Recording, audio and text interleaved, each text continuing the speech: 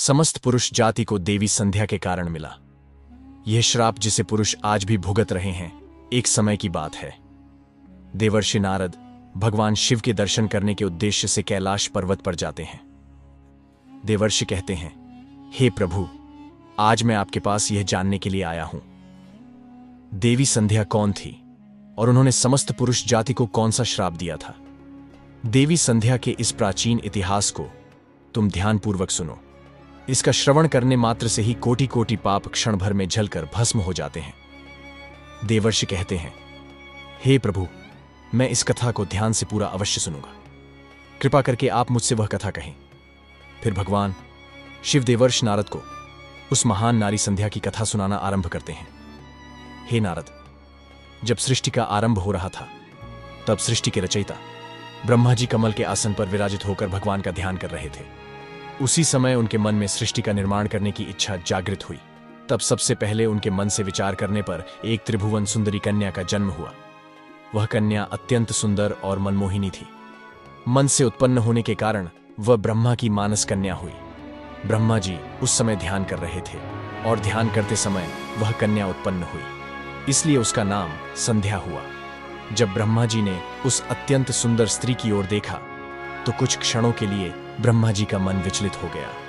उसका मन मोहक रूप देखकर ब्रह्मा जी मोहित हो गए और उनके मन में काम भाव जागृत हुआ।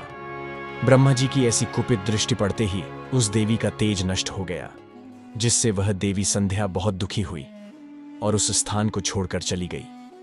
हे नारद, ब्रह्मा जी के मन में किसी भी प्रकार का विकार उत्पन्न नहीं हो सकता, किंतु प्रभु की लीला तो देखो।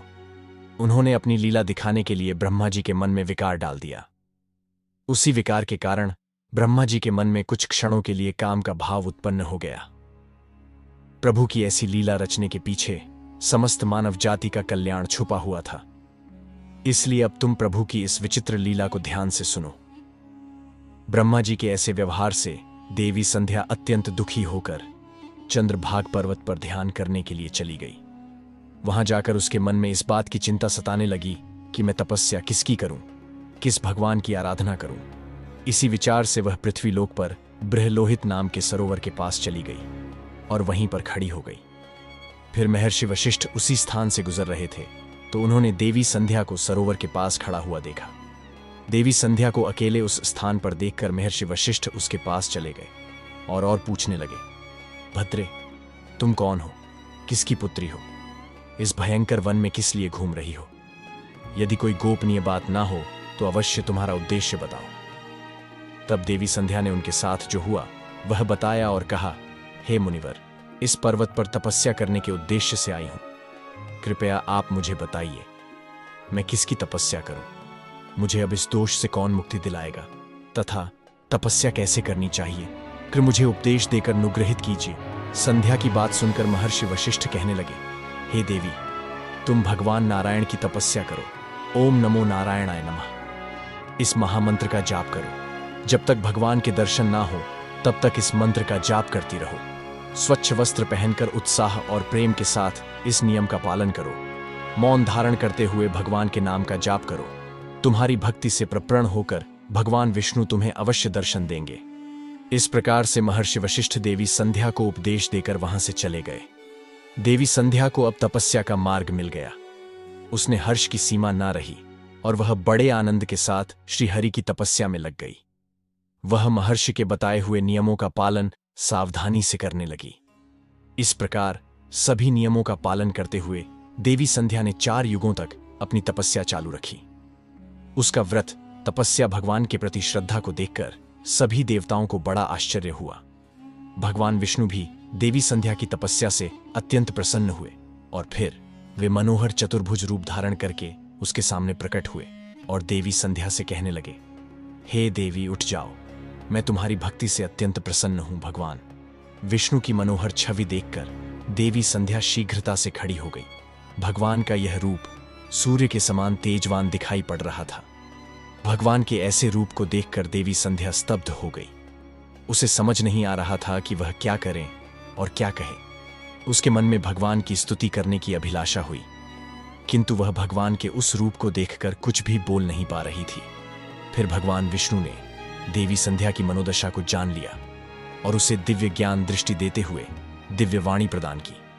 फिर देवी संध्या बड़े उत्साह से भगवान विष्णु की स्तुति करने लगी। उसके एक एक वाक्य में उसकी भक्ति और समर्पण दिखाई पड़ रहा था। तपस्या के कारण संध्या का शरीर अत्यंत क्षीण और कमजोर हो गया था। तब भगवान ने अपनी अमृतम दृष्टि डालकर उसके शरीर को हष्टपुष्ट बना दिया और मधुर वचन में उससे कहने लगे, भद्रे, तुम्हारी तपस्या में मैं अत्यंत प्रसन्न हूं। तुम अपनी इच्छा के अनुसार वर मांग लो। फिर देवी संध्या ने कहा, प्रभु, यदि आप मुझ पर प्रसन्न हैं, मुझे वरदान देकर अनुग्रहित करना चाहते हैं, मैं पहला वर मांगती हूं कि संसार में जितने भी प्राणी हैं, पैदा होते ही उनके मन में काम का विकार उत्पन्न ना हो। दूसरा वर मैं यह मांगती हूं कि मेरा पतिव्रता धन कभी खंडित ना हो। और तीसरा वरदान मुझे यह दीजिए कि अपने पति के अलावा किसी अन्य पुरुष के प्रति मेरे मन में आसक्ति ना हो। जो भी पुरुष मेरी ओर भाव से देखे, वह पुरुष नपुंसक हो जाए।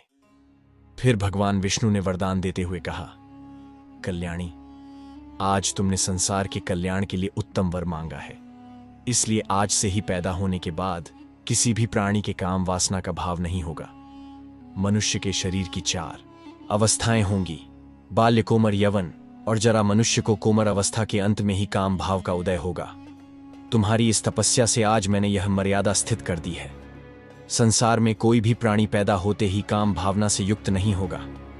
तुम्हारे सतीत्व की प्रशंसा तीनों लोकों में होगी और तुम्हारे पति के अलावा जो भी पुरुष तुम्हें काम की दृष्टि से देखेगा, वह तुरंत ही नपुंसक हो जाएगा। तुम्हारे पति बड़े भाग्यवान, तपस्वी, सुंदर तथा तुम्हारे साथ 7 कल्पों तक जीवित रहने वाले होंगे। हे देवी, तुमने जो जो वर मांगे हैं, मैंने वह प्रदान किए। अब मैं तुम्हारे मन की बात कहता हूं। पहले तुमने अग्नि में अपने शरीर को त्याग देने की प्रतिज्ञा की थी। यह प्रतिज्ञा तुमने इसलिए करनी पड़ी क्योंकि ब्रह्मा जी की दृष्टि तुम पर पड़ चुकी थी। निर्दोष होने पर भी तुम अपने इस शरीर को त्यागना चाहती हो। यहाँ के पास ही चंद्रभागा नदी है। उस नदी के तट पर महर्षि मेधातिथि का ऐसा यज्ञ कर रहे हैं जो 12 वर्षों में पूर्ण होगा। उसी यज्ञ में तुम अपने शरीर का त्याग करके अपनी प्रतिज्ञा पूरी करो, किंतु तुम वहां पर ऐसे वेश में जाओ कि मुनियों की दृष्टि तुम्हारे ऊपर न पड़े। मेरी कृपा से तुम अग्नि की पुत्री हो जाओगी, जिसे तुम अपना पति बनाना चाहती हो। उसका चिंतन करते हुए तुम उस अग्नि में अपना शरीर त्याग दो। इतना कहकर भगवान विष्णु ने अपने हाथ से देवी संध्या के मस्तक को स्पर्श किया। भगवान का स्पर्श होते ही देवी संध्या का शरीर आटे का बन गया।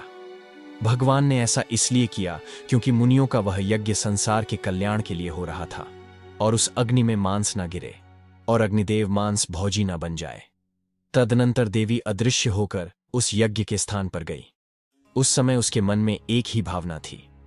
उसने पृथ्वी पर आते ही सबसे पहले महर्षि वशिष्ठ के दर्शन किए, इसलिए उसने अपने मन में महर्षि वशिष्ठ जी को ही अपना पति मान लिया और का चिंतन करते हुए उन्होंने यज्ञ की अग्नि में अपना शरीर त्याग दिया। फिर भगवान की आज्ञा से अग्निदेव संध्या के शरीर को सूर्यमंडल पर लेकर गए। फिर सूर्यदेव ने संध्या के शरीर को 2 भाग करके देवताओं और पितरों को प्रसन्न करने के लिए अपने रथ पर स्थापित कर दिया। उसके शरीर का ऊपरी भाग प्रातःकाल हुआ और शेष भाग संध्या काल। देवी संध्या के कारण ही सुबह सूर्योदय के समय को प्रातः संध्या कहा जाता है और सूर्यास्त के समय को संध्या काल कहा जाता है। इस प्रकार से देवी संध्या, जो त्याग की मूर्ति थी, उन्होंने अग्नि में प्रवेश करके अपने जीवन को समाप्त कर दिया। भगवान विष्णु के वरदान से देवी संध्या दूसरे जन्म में अरुंधति के रूप में प्रकट हुई और ब्राह्मण ऋषि वशिष्ठ जी की पत्नी हुई। भगवान शिव कहते हैं, हे नारद, इस प्रकार से देवी संध्या के कारण ही संसार में जन्म लेने वाला प्रत्येक प्राणी काम के भाव से रहित होता है। उसके अंदर किसी भी प्रकार की काम वासना नहीं होती और जब वह कोमर को प्राप्त हो जाता है तभी उसके मन में काम वासना उत्पन्न होती है। इस प्रकार से मैंने आपको देवी संध्या के जीवन का चरित्र सुना दिया। देवर्षि कहने लगे, हे प्रभु, आपने देवी संध्या के चरित्र को सुनाकर मुझ पर बड़ा उपकार किया है। देवी संध्या की कथा सुनकर मैं धन्य हो गया। धन्यवाद दोस्तों। अगर आपको हमारी यह कथा और जानकारी अच्छी लगी तो हमारे चैनल को लाइक, शेयर और सब्सक्राइब जरूर कीजिए और ऐसी ही कथाओं के लिए हमारे चैनल के साथ बने रहिए। धन्यवाद।